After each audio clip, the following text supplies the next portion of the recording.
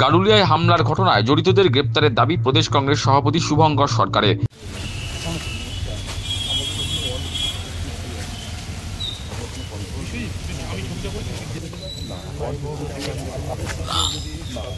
আমরা কাউকে অ্যালাউ করি না,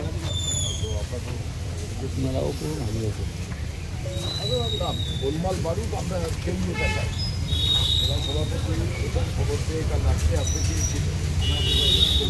অশান্ত নোয়াপাড়া থানার গারুলিয়ার লেনিননগর। বুধবার দুপুরে ঘটনাস্থল পরিদর্শনে যেতে গিয়ে পুলিশি বাধার মুখে পড়লেন কংগ্রেসের প্রতিনিধি দল।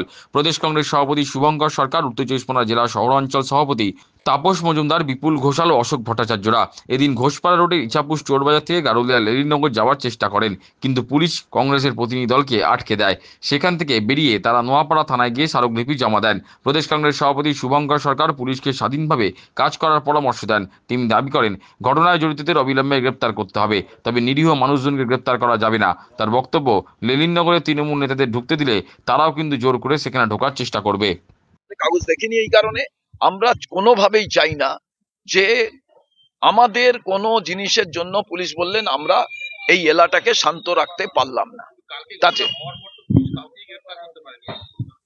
আমরা সেই জন্যই থানায় যাচ্ছি। কারণ এই জায়গায় আমি যদি পুলিশের সঙ্গে বচসায় গিয়ে এলাকায় ঢুকতে চাই, আমরা একটা রেসপন্সিবল পলিটিক্যাল পার্টি হয়ে আমি সেটা চাই না যে একটা জায়গা অশান্ত আছে শুধু তাকে আরো অশান্ত তৈরি করে দেওয়ার একটা বাতাবরণ তৈরি করা। আমি শুধু পুলিশকে কথা বলেছি, আপনারা স্বাধীনভাবে কাজ করার চেষ্টা করুন, যেখানে কোনো রাজনৈতিক দলের কোনো প্রেশার না আসে, ক্রিমিনালদের অ্যারেস্ট করার ব্যবস্থা করুন এবং নিরীহ মানুষ যাতে গ্রেপ্তার না হয় এই ঘটনাকে কেন্দ্র করে। তার কারণ